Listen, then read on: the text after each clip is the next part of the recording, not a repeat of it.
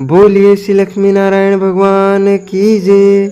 एक समय की बात है, नैमिषारण्य तीर्थ में सोनकादिक 88,000 ऋषि बैठे हुए हैं तथा श्री सूतजी महाराज उन्हें विभिन्न पुराणों की कथाएं सुना रहे हैं।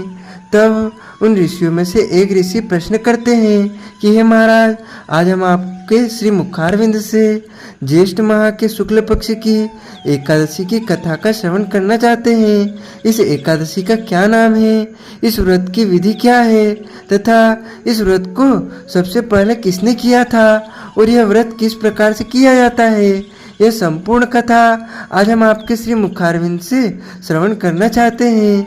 तब श्री सूतजी महाराज कहते हैं कि हे ऋषिगणों, एक समय की बात है कि पांचों पांडव अपने महल में थे।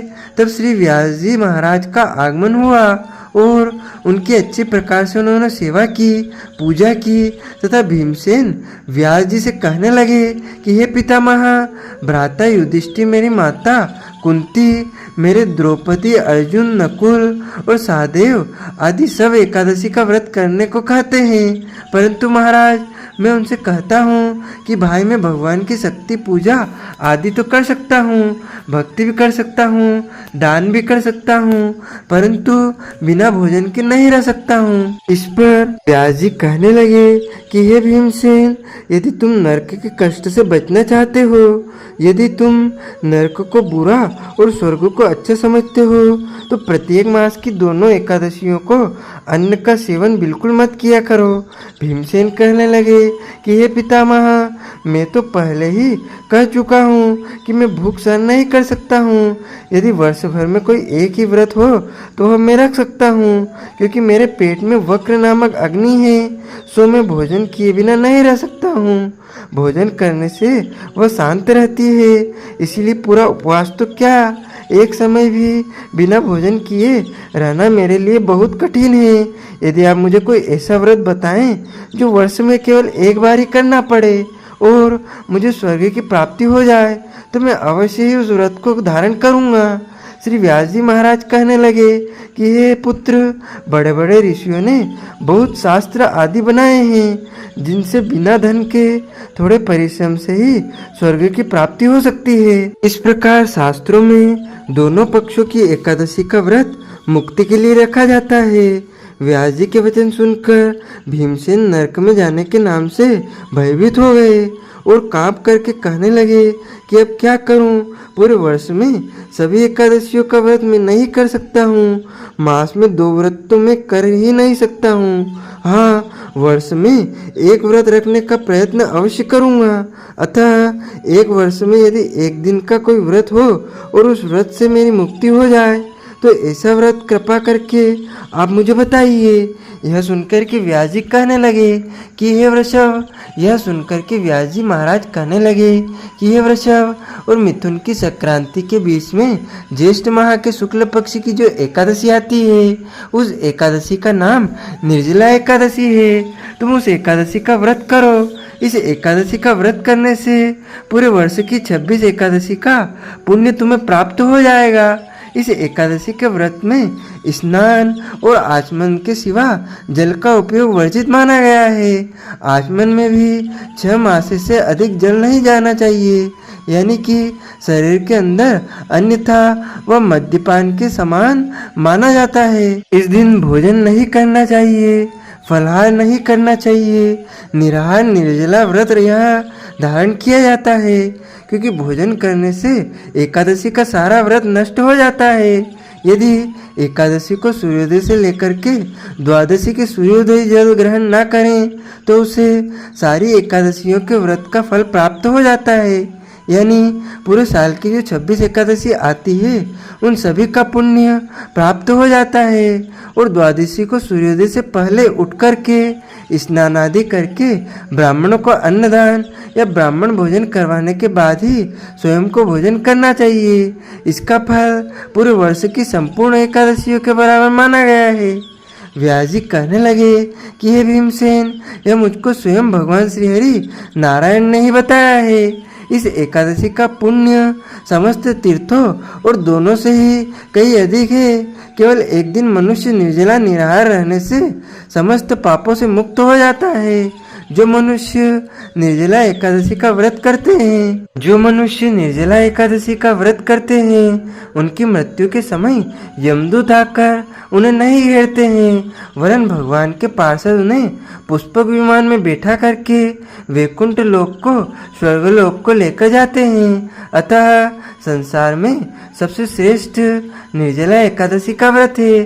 जितनी भी एकादशी आती है उनमें सबसे बड़ी यदि कोई एकादशी होती है तो वह निर्जला एकादशी होती है। इसीलिए प्रयत्न पूर्वक इस एकादशी का व्रत प्रत्येक प्राणी को, प्रत्येक मनुष्य को अवश्य करना चाहिए और उस दिन अधिक से अधिक संख्या में ओम नमो भगवते वासुदेवाय इस मंत्र का जाप अवश्य करना चाहिए। कुछ लोगों ने धारणा फैला रखी है कि माताओं बहनों को ओम का उच्चारण नहीं करना चाहिए, तो हम आपको बता दें कि ओम प्रणव अक्षर होता है और ओम का जब तक हम उच्चारण नहीं करेंगे तो वह मंत्र, वह श्लोक अधूरा माना जाएगा। इसीलिए ओम का उच्चारण अवश्य करें और सभी माताएं बहनें, भक्तजन, वैष्णवजन ओम नमो भगवते वासुदेवाय का इस दिन अधिक से अधिक जाप करें और गोदान भी करना चाहिए। जो मनुष्य निर्जला एकादशी के दिन गोतक का दान करता है उसको सभी प्रकार के दानों का पुण्य प्राप्त होता है। इस प्रकार व्यास जी महाराज की आज्ञा के अनुसार भीमसेन ने इस व्रत को किया। इसीलिए इस एकादशी का नाम पहले निर्जला एकादशी था, क्योंकि भीमसेन ने इस एकादशी को व्यास जी महाराज के निर्देश पर किया। तब से इस एकादशी का नाम भीमसेनी एकादशी और पांडव एकादशी नाम से भी प्रसिद्ध हो गया। निर्जला व्रत करने से पहले भगवान से प्रार्थना करें कि हे भगवान, आज मैं निर्जला व्रत करता हूँ, दूसरे दिन ही भोजन ग्रहण करूँगा, इस व्रत को श्रद्धा पूर्वक करूँगा, अतः आपकी कृपा से मेरे सब पाप नष्ट हो जाए। इस दिन जल से भरा हुआ घड़ा वस्त्र से ढक करके सोने सहित फल सहित ब्राह्मण को दान करना चाहिए। जो मनुष्य इस व्रत को करते हैं उनको करोड़ों फल सोने के दान का फल प्राप्त होता है और इस दिन यज्ञ सा अनुष्ठान करवाते हैं, उनके फल का तो वर्णन ही नहीं किया जा सकता। इस एकादशी के व्रत से मनुष्य विष्णु लोक को प्राप्त हो जाता है। यदि आपके घर में पितृदोष है, आपके पितरों का मोक्ष नहीं हुआ है, तो आप अपने पितरों की सद्गति के लिए, उनकी मुक्ति के लिए, उनके मोक्ष के लिए और अपने घर परिवार के पितृदोष की शांति के लिए निर्जला एकादशी का व्रत अवश्य करें। जो मनुष्य इस दिन अन्न खाते हैं वे चांडाल के समान हैं, वे अंत समय में नरक को प्राप्त करते हैं। जिसने निर्जला एकादशी का व्रत किया है वह चाहे ब्रह्म हत्यारा हो, मदिरा पान करता हो, चोरी की हो या गुरु के साथ दत्ता की हो यानी कि क्रोध किया हो या फिर उनके साथ अभक्ष भक्षण का उपयोग किया हो, इस व्रत के प्रभाव से वह स्वर्ग को अवश्य प्राप्त होता है। श्री व्यास जी महाराज कहते हैं, हे कुंती पुत्र, जो पुरुष या स्त्री श्रद्धा पूर्वक इस व्रत को करते हैं उन्हें सभी प्रकार का कर्म करना चाहिए और प्रथम भगवान का पूजन करे, फिर गोदान करे, ब्राह्मणों को मिष्ठान नव दक्षिणा देनी चाहिए तथा जल से भरे कलश का दान अवश्य करना चाहिए। निर्जला एकादशी के दिन अन्न, वस्त्र, उपहार यानी कि जूता, चप्पल या खड़ाओं का दान करना चाहिए और ब्राह्मण देवता के लिए इस दिन सैया दान करने का भी विधान है। ब्राह्मण को वस्त्र दान, अन्नदान, तिल का दान भी इस दिन अवश्य करना चाहिए। जो मनुष्य भक्तिपूर्वक इस कथा को सुनते हैं या पढ़ते हैं उन्हें निश्चय ही स्वर्ग की प्राप्ति होती है। व्यास जी महाराज कहने लगे कि हे भीमसेन, यह मुझको स्वयं भगवान श्री हरि नारायण ने बताया है। इस एकादशी का पुण्य समस्त तीर्थों और दानों से भी अधिक है। केवल एक दिन मनुष्य निर्जल रहने से समस्त पापों से मुक्त हो जाता है। निर्जला एकादशी का व्रत करने से उसके सारे पाप नष्ट हो जाते हैं और उसके जन्म जन्मांतर के सारे पाप जल कर भस्म हो जाते हैं तथा इस संसार में उसे सभी प्रकार के जो सुख होते हैं वह अवश्य ही प्राप्त हो जाते हैं। इसमें किसी प्रकार का कोई संशय नहीं है। यदि मनुष्य अपना कल्याण चाहता है, अपनी भलाई चाहता है, पुण्य में वृद्धि चाहता है, तो उसको निर्जला एकादशी का व्रत अवश्य करना चाहिए। भीमसेनी एकादशी का व्रत अवश्य करना चाहिए, चाहे निर्जला निराहार करें या फलाहार करके करें, लेकिन इस एकादशी का व्रत अवश्य करें।